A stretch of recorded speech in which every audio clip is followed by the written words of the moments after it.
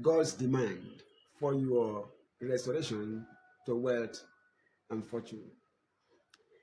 In the book of Proverbs, chapter number 10 and verse 15, the Bible says, the rich man's wealth is his strong city.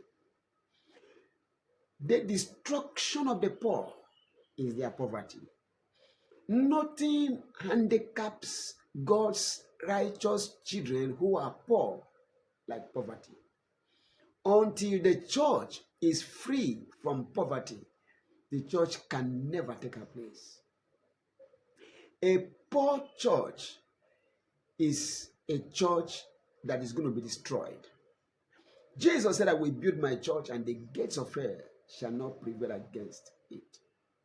But to build, he gives his saints power to get wealth. Why?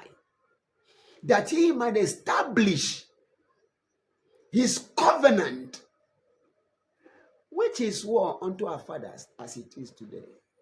There is nothing that will hinder the church more than poverty in this end time. Hear me. Until the church is free from lack and want, until the church is free from poverty, there is absolutely very little we can do. Very soon we shall be looking at statistics.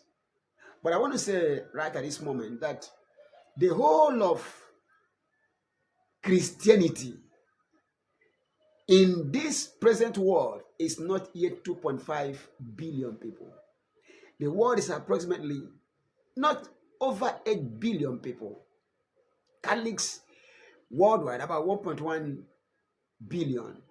The others, charismatics, Pentecostals, every other, is about 1.1 billion also. We are less than 2.5 billion people presently that are called Christians. Many are there who are only religious, who are not even born again. So we have much work to do. Question, why are we where we are? Two major reasons. One, lack of power. Two, lack of finances. The church is filled with some people who have dimensions of revelation, as you can imagine. Why have we not translated all we know into reality? Majorly for two reasons. One is lack of power. Two is lack of money. The destruction of the poor church is their poverty. Until the church is free from poverty, the church is not free from the rule of the wicked. Listen, in 1 John 3 verse 8, the Bible says, Jesus told us clearly that he that sinneth is of the devil, for the devil sinned from the beginning. What is the work of the devil? He's out to steal and to kill and to make poor. But this is a people robbed and spoiled. They are all of them snared in holes and hid in prison houses. They are for a prey, none says deliver, for a spoil, none says restore. Until the church is free from being robbed or from poverty, the church is not going to be free from the spoilers who are out to spoil. Come on. There is no, listen, without prosperity, we are going nowhere. God says, I wish above all things that you may prosper and be healthy. God wants us to prosper before God wants us to be healthy. I can't please hear me. God wants every child of God to be rich, to be wealthy, to prosper before God wants us to be healthy. You can interpret that scripture as you like. It comes back to one thing. God wants us to be prosperous. You must prosper and be healthy. In John chapter 10 verse 10, the thief comes before to steal, first to make poor. If he can successfully make us poor, he can destroy us. He can kill us and destroy us. We are cheap victims that the devil can manipulate, maneuver, and deal with as he likes, for as long as he can keep us in poverty. How many Christians are working for unbelievers and they can bow to any pressure because of lack and want? Until you have what you need to live in terms of resources, you have no say here on earth. Power and come on, I pray to God that every hold of lack and want over your life be broken today. in the name of Jesus Christ. God wants us to prosper. Jesus said, I'm here that you may have. Satan came to steal. Christ came for us to have. Satan is out to kill. Christ came to give life. Satan is out to destroy. Christ is here to restore. To restore. That is the era we live in, is the era of restoration. Question: what is God's demand? For us to take back our word. Luke chapter 12 from verse 31. But seek ye first his kingdom and his righteousness, and all these things shall be added unto you. We are told. All these things, the Gentiles are dying to get. All the money, everything. Seek ye first. Matthew 6:33. Luke 12:31. Seek ye first the kingdom of God and his righteousness, and all this shall be added. 32. How do we seek?